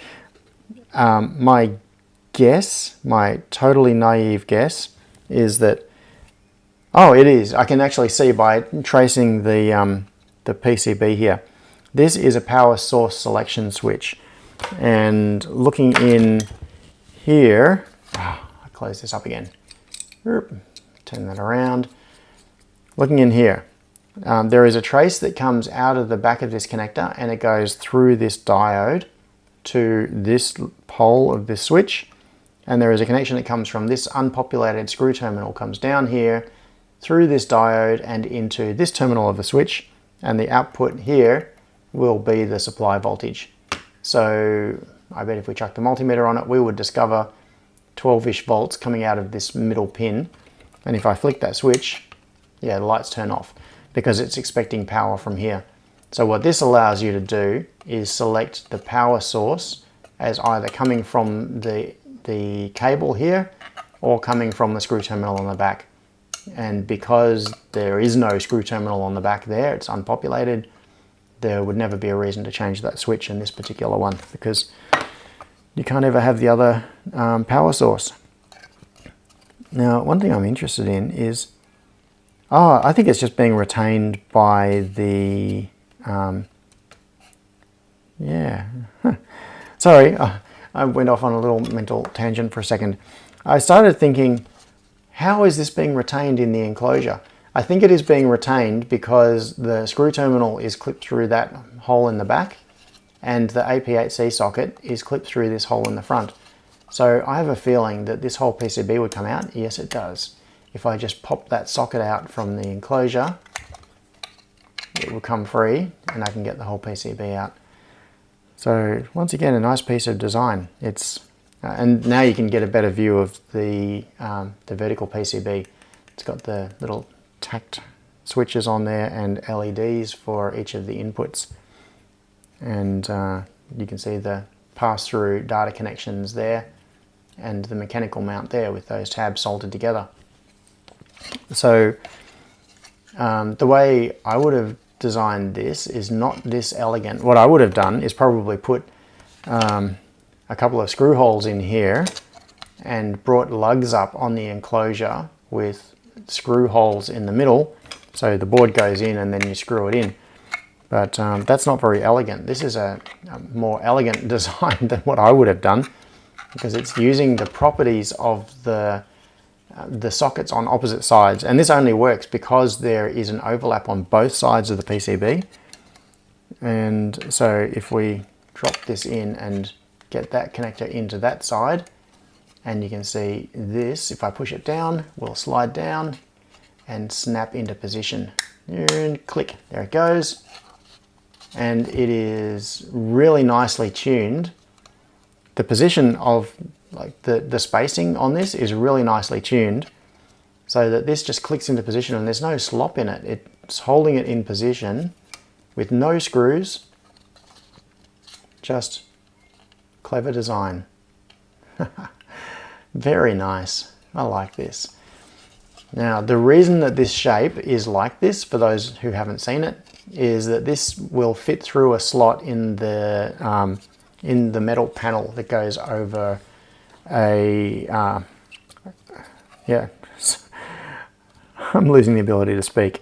That goes over the switchboard. So this mounts onto the DIN rail. It clips in on the back panel, and then what happens is that all of the important stuff is enclosed within the switchboard, but there are slots in the switchboard, and when the metal cover goes on, these pieces come through the slot and they're exposed. So basically what you see is a blank metal panel with this control surface and status indicators exposed, and everything else is inside the switchboard. So it's kind of like that.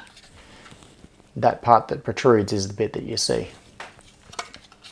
So anyway, this is all very, very cool. And I think I'm just about talked out.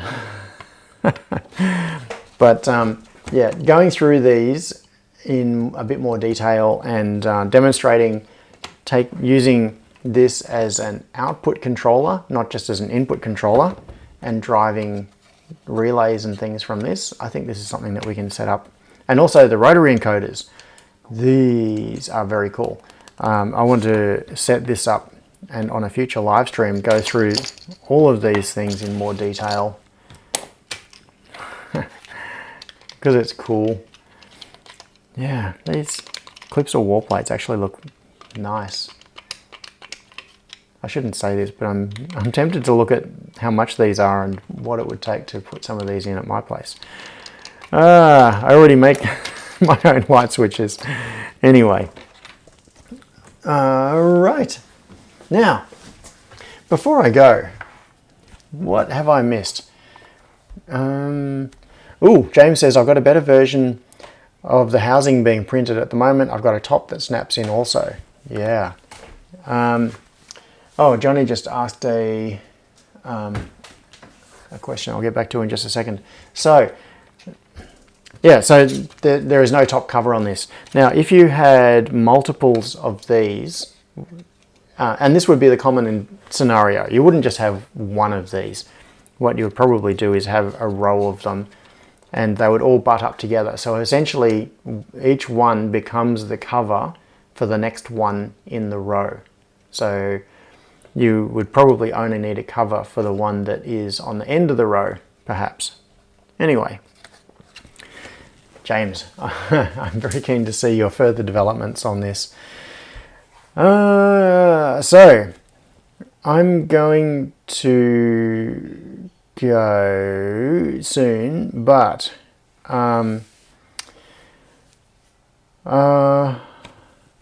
yeah, so Johnny asked about news on Superlab, and the news is that Lachlan Peter P-Kill -9 in it. I am not giving you root privileges.